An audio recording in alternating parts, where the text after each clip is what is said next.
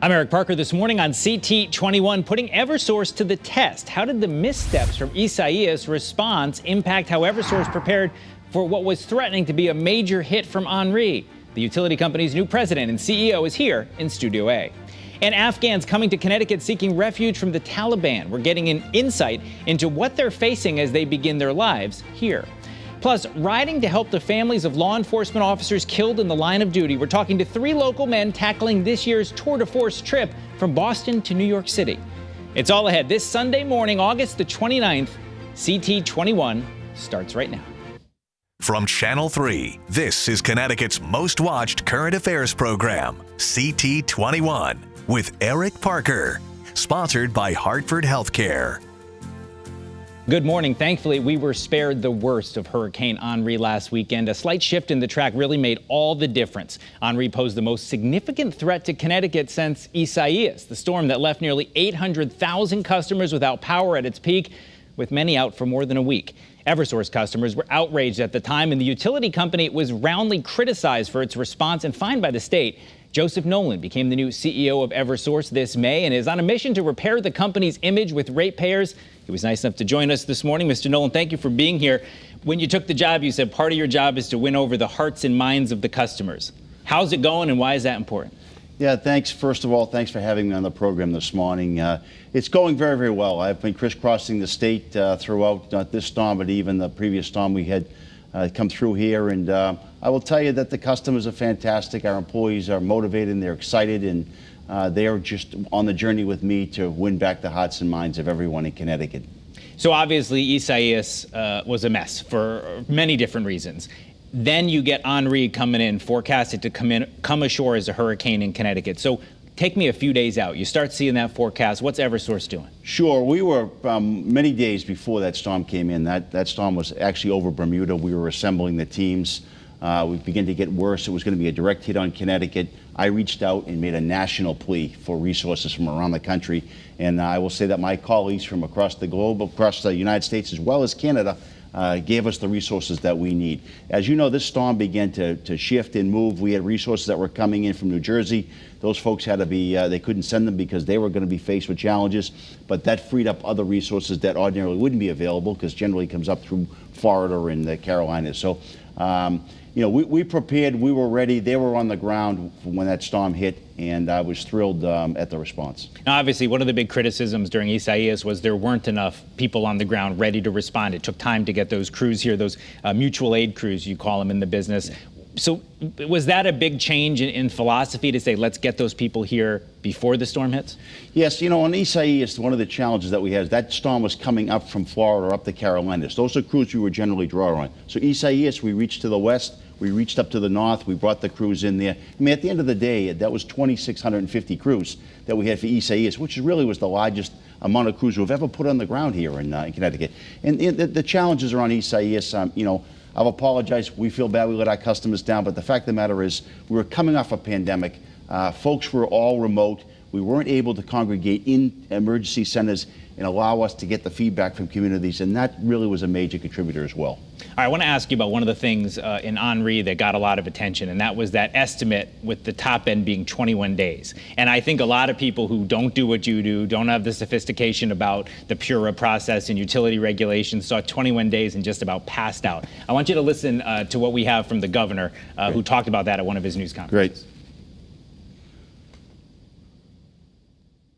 I said, look, don't overpromise and underdeliver, do the opposite, but they scared us with that 21-day stuff. I know that's a regulatory thing. It's going to be closer to 3 days, starting from earlier today. So I think that's incredibly positive.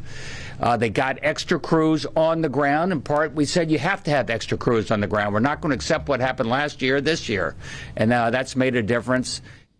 So you hear the governor there saying, 21 days, holy moly. That's important lingo in your business, right? And if customers hear that, what should they be thinking? Well, what they should be thinking is that this is a major event. I started in this business 36 years ago, and at that time, Hurricane Gloria hit us. And Hurricane Gloria devastated this region. I mean, it was out for 14 to almost 18 days. And that comment that took place around, that was in 18 to 21 days, and that was at an event that I hosted in Hartford at our work center, where I just wanted to put our customers, I wanted them to understand the seriousness. Now, the other backdrop of this, we were evacuating all the shoreline, as you might imagine. I was down with Mayor Passaro in New London, and those folks were being evacuated, all the different towns along there. So that was the backdrop. They took the 21, obviously, and that did cause concern, obviously, yes. But is there, the criticism of that would be, if you say we're going to be out for 6 months and then you have us back on, it's always going to look better when it's sooner. The governor kind of said, well, 21 days isn't really a thing we're considering. So does that maybe change for the next storm, or is it still the metrics or the metrics for you? Yeah, well, the metrics for Category 1, Category 2, like these different levels of storms, they have certain metrics that we abide by. And what all of this is predicated on is the number of actual jobs that are occurring. So, Isaias, there was over 20,000 damaged locations. I mean, that means that there needs to be resources to staff at 20,000 or 24,000. And so a category storm that was coming at us, Andre, at the time, we were planning for, probably the 20 to 30,000 jobs, and that would result in multi-day, protracted event. So that would be 20 to 30,000 individual fixes yes. linemen have to make to get the power back on. Correct. And that just takes time. Yes. One of the things that we have talked a lot about in Connecticut since Isaias is really two things. One is compensation for customers with extended outages, and the other is performance-based rate systems. What are your thoughts on those two things? Well, two things. First of all, a lot of the damage that's taking place to our infrastructure is not us. These are town trees or customer-owned trees that are coming down and crushing our infrastructure. So, do you think it's fair for us to have to pay that bill for that? I don't think it is. Performance-based rates, we excel. We have that currently in our Massachusetts jurisdiction, and we're all about metrics. I mean, the performance and reliability in Connecticut really has never been better in terms of over the past 5 to 7 years. We've dramatically improved that, and we could do even more if we could have the ability to cut trees. And that's what it comes down to. Tree interference is the single largest cause of power outages in the state. One of the things that, and I know you came up through the company, and customer service is really your background. Yes. And one of the things that we heard here at the TV station from our viewers during Isaias and any other time there's an outage is a frustration with an accurate restoration time. And people calling and saying, the app says, evaluating the outage, evaluating the outage, evaluating the outage. What is the trouble in your business with being able to give, 123 Main Street a good idea of when their power is going to come back on? Yeah, great. I mean, this is certainly a cause of frustration. So a storm passes through. We are obviously not allowed. We can't get out there when the storm is actually, really, really howling. When we do get out there, we send drones up in the air. We send out our patrollers. It takes a long time to patrol a circuit. What do we need? How many poles do we need? How many transformers do we need? What type of resources? But we have to, number one, get the streets open. We work collaboratively with the communities, get the streets open, identify public safety facilities that need to be up and running, hospitals, nursing homes, police, fire. Let's get those up. Then we get to what is it going to take? But all this is going on simultaneously. But as you might imagine, when you have devastation, and these are violent, violent storms, and they're going to get more violent. I mean, this climate change is very, very serious matter. Henri shifted to the east and spared Connecticut a lot of the damage we were worried about. Now that you had all these crews on standby, many of them probably you didn't need, does that change your response to the next storm, or was that still the right move? It absolutely does not change our response. I will tell you, fortunately, we had 600 additional crews coming in, and we were able, once we realized that all of our customers we had a line of sight on their outage, we sent the 600 crews to Rhode Island to help out. And that's the type of thing that you do in a mutual aid situation. So, no, we would absolutely plan exactly the same way we planned for any event of that magnitude. Just one last question. We only have a few seconds left. During Isaias, when people were frustrated, Governor Lamont famously said, don't yell at the troops, yell at the generals. Don't give the linemen trouble. It's the bosses. Well, you got the most stars now. So what do you want customers to know? If they have some frustration, what do you want them to know about Eversource? I want them to know two things. Number one, that you have 9,300 dedicated employees. I canceled all the vacations. They were in here to serve those customers.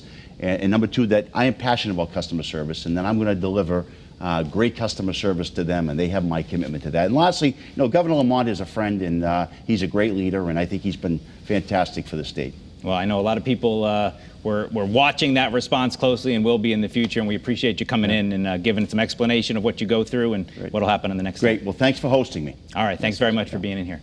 Coming up, as the Taliban takes control of the government in Afghanistan, some of the families fleeing that country will be coming here to Connecticut. What kind of help will they get when they arrive? And what's the U.S. doing to ensure that they have been properly vetted? We're getting insight into that on the other side of this break. Stay with us.